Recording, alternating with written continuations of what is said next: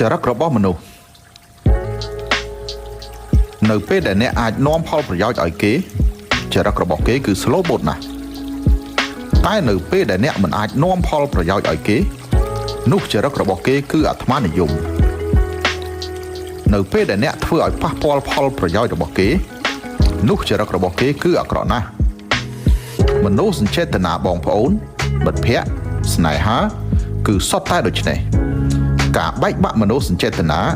តាមពិតគឺមកពីការផ្ដល់ឲ្យនៅផលប្រយោជន៍មិនគ្រប់គ្រាន់នៅពីក្រោយមនោសញ្ចេតនាទាំងអស់សុទ្ធតែគ្រប់គ្រងទៅដោយអត្ថប្រយោជន៍នេះគឺចរិតរបស់មនុស្សមានពាក្យមួយឃ្លាដែលជាការពិតព្រិលខ្លាចព្រះអាទិត្យស្មៅខ្លាចកមនុស្សខ្លាចអត់លុយសេចក្តីស្រឡាញ់ខ្លាចការឈឺចាប់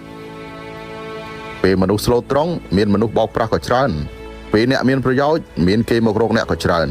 នៅពេលដែលអ្នកអត់ប្រយោជន៍មានគេចាក់ចែងពីអ្នកក៏ច្រើននេះជាការពិតកុំសាកល្បងចិត្តមនុស្សគាត់នឹងធ្វើឲ្យអ្នកអស់សង្ឃឹមមានរឿងខ្លះអ្នកគ្រាន់តែដឹងទៅបានហើយមិនចាំបាច់និយាយច្រើន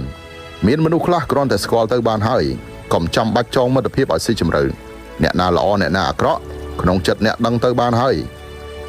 នៅលើโลกនេះមានរបស់ពីរយ៉ាងមិនអាចមើលឃើញត្រង់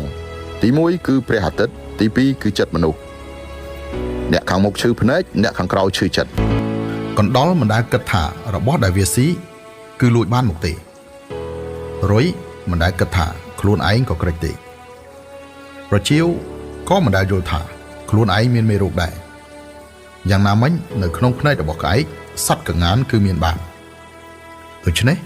កម្រិតនៃចំណេះដឹងមិនស្មើគ្នាកុំយកឈ្នះគ្នាទៅវិញទៅមកចង់ខ្លាយជាដើមឈើធំកុំប្រយុទ្ធជាមួយស្មៅឧត្តមសេនីយ៍មានដាវកុំប្រយុទ្ធជាមួយសត្វរុយ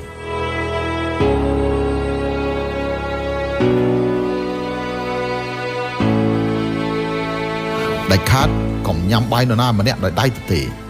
ដាច់ខាតកុំទៅលេងផ្ទះនរណាម្នាក់ដោយដៃទទេអ្នកត្រូវតែចេះជូនអំណោយឲ្យគេ